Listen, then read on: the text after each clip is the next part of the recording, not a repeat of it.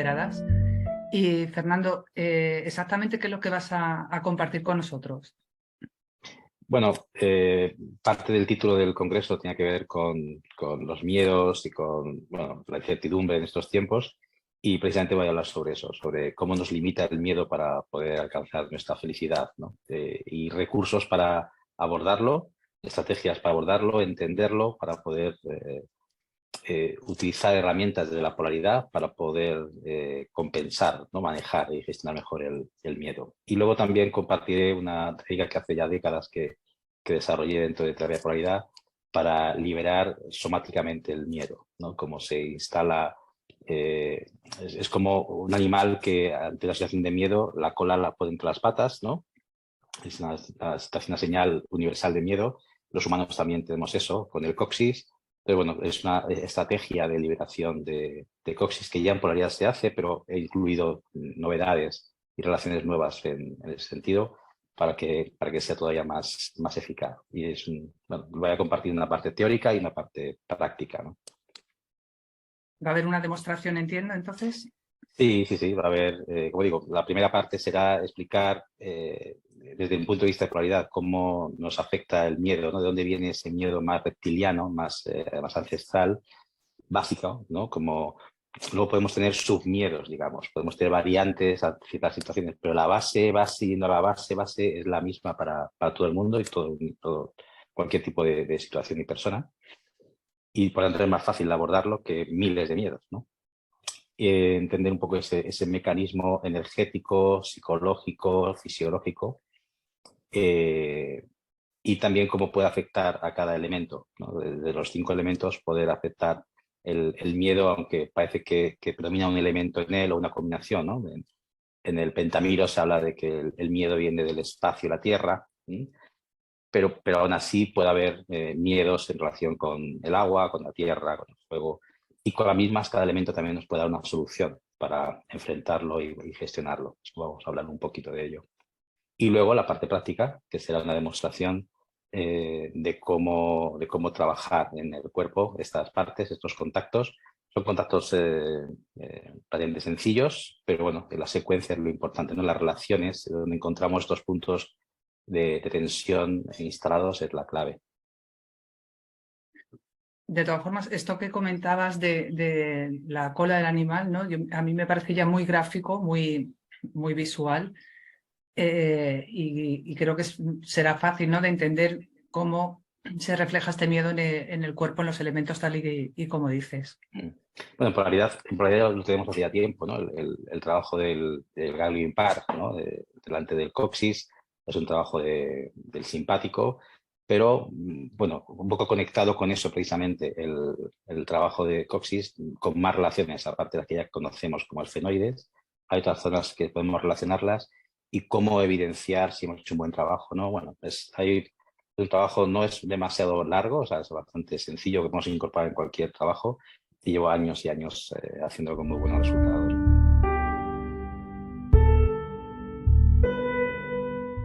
Estupendo. Fernando, ¿por qué piensas que este tema que se ha elegido para las jornadas es tan importante y que pueda interesar no solo a los polaristas, porque está claro que estamos todos interesados, pero creo que es algo que puede interesar a cualquier terapeuta, ¿no? Aunque no sea... Bueno, yo creo que el miedo está de moda siempre, ¿no? Es algo que al ser humano le ha limitado siempre, porque es algo que va implícito como sistema de defensa, por un lado, algo necesario, pero que a veces en la naturaleza vemos cualquier animal que pasa por esos momentos de miedo cuando está acechado, pero cuando deja de ser acechado ese miedo desaparece.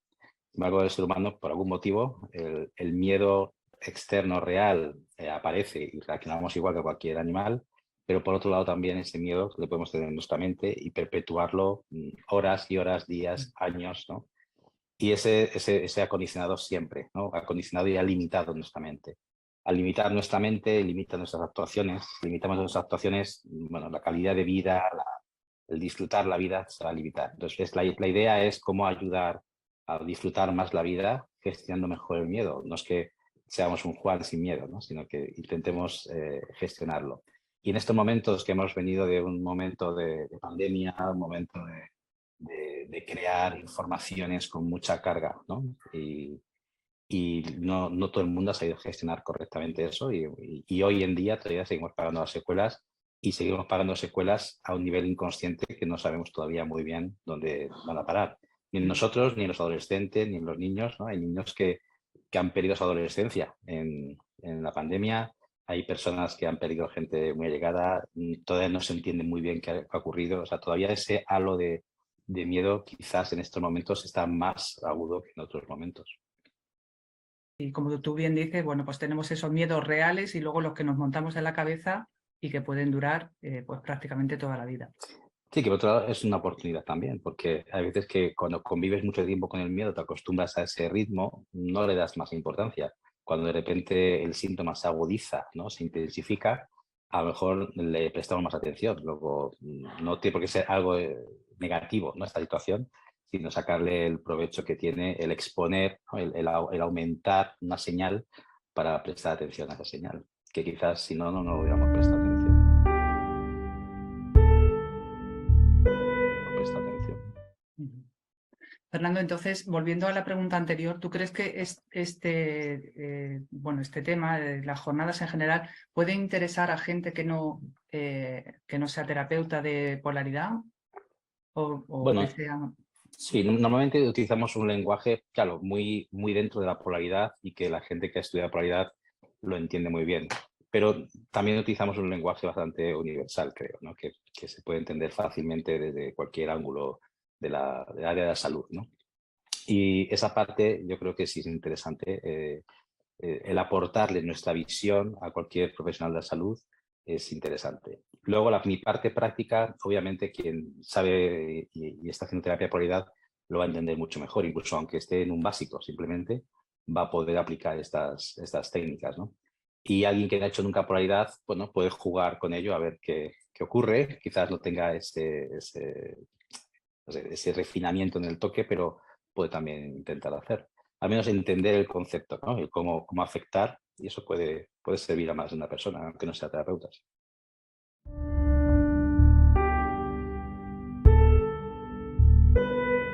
Y entonces, Fernando, a toda esta gente que todavía está pensando, voy, no voy, no sé qué hacer, ¿qué les dirías? Bueno, todo congreso de polaridad, yo he estado presente como ponente en los 9 congresos, disfrutando los 9 congresos y desde el principio esto es una oportunidad de concentrarnos, gente que hablamos un mismo lenguaje y que cuando estamos metidos en un curso, ¿no? Muchos de los alumnos están metidos en su dinámica, utilizamos un lenguaje muy propio de la polaridad, ciertas claves muy propias, ¿no? De esta técnica. El hecho de contactar con gente o irte con gente que tiene tu misma semántica, ¿no? Tus mismas claves, tu mismo lenguaje, eh, es muy gratificante, ¿no? No es como que yo estoy loco en mi grupo, ¿no? Sino que esto es algo bastante más universal. Esto te abre bastante la visión sobre tu técnica, ¿no? Y sobre la polaridad. Y por otro lado, hace ya pues 30 años que estamos en esto, así que es un momento de celebrarlo, reunirnos, ver gente de diferentes promociones, ¿no? Es un encuentro donde hay muchas horas por medio, aparte de las presentaciones, de contacto, convivencia. Tendremos una cena de gala también, donde el sábado podemos reunirnos Así bueno, es. celebrar, ¿no? Celebrar la vida, celebrar lo que nos apasiona. Es una oportunidad que en general muchas de las disciplinas y las técnicas en general, ¿no? Tienen siempre sus homecoming, ¿no? Sus puntos de encuentro y es como recordar tus raíces de alguna forma. Que no somos muy buenos en eso. Aquí en España no somos muy de respetar, ¿no? Las raíces, respetar, no sé, desde dónde venimos y estas cosas, pero yo creo que sí es importante hacerlo. Animo a que todo el mundo que ha tocado algo de polaridad, incluso ha asistido como paciente, que pueda venir a seguir viendo el potencial que tiene la polaridad. Haremos una mesa redonda sobre la terapia de polaridad como por qué es una terapia de vanguardia, ¿no? Por qué el Dr. Stone fue adelantado de su tiempo, ya en su época no se entendía, hoy todavía le entendemos hasta cierto punto y cómo realmente es algo que está por explotar, es un diamante todavía en bruto. O sea, a pesar de que llevamos ya muchos años con la polaridad, todavía es una herramienta que es como un diamante en bruto que se puede seguir sacando mucho provecho, y que nos damos cuenta que muchas técnicas están al final haciendo referencia a lo que nosotros hace años y años que venimos trabajando, como si fuera novedad, y realmente sabemos que no es una novedad, ¿no? O sea, que así que animo a que la gente venga a seguir disfrutando y ampliando, ¿no?, esta técnica que es maravillosa.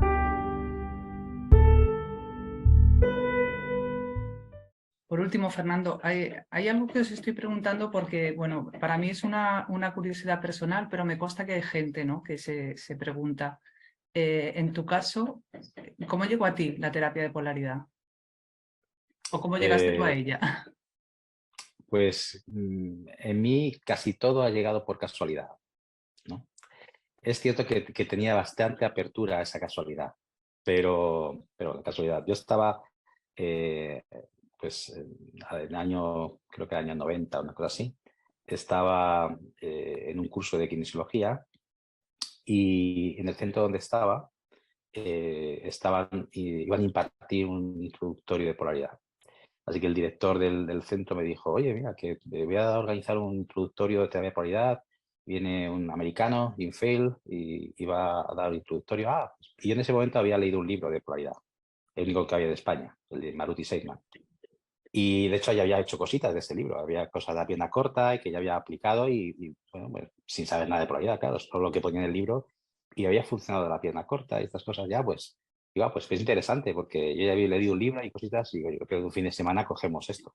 Y me dice, yo creo que no, porque me enseñó los 2 tomos que había en esa época. Nada, es un tomo unificado, pero antes eran 2 tomitos. Y creo que no, porque empecé a ver allí un montón de gráficos de Doctor Stone, ¿no?, y cartas. Y dije, bueno, no sé, será para tanto. Hice el introductorio. Entonces, bueno, quería profundizar más, me impactó lo simple. Yo venía mucho de la parte más mecánica, ¿no?, más de lo osteopático, de lo manipulativo, y ver que con unos toquecitos tan simples se podía hacer tanto efecto sin sudar y sin esforzarte, me llamó la atención. Un poco incrédulo todavía, porque no podía creer que con algo tan poco, ¿no?, de tan poco esfuerzo podías crear ese efecto.